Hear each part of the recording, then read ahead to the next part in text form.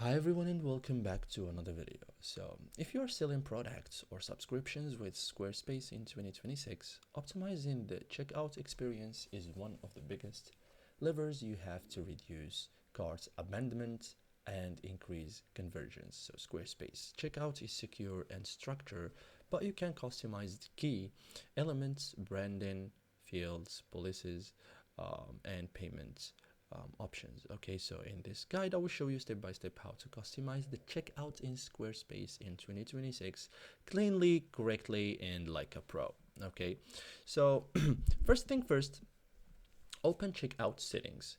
So log into Squarespace. Okay, open your website, go to websites, and you have to find checkouts. Okay, so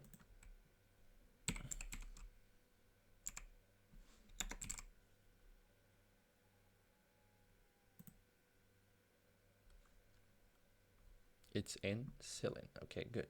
So this is the control center for checkout behavior. Okay, so step two now is customize checkout branding. So in checkout settings, find branding. Okay, so I think this one is.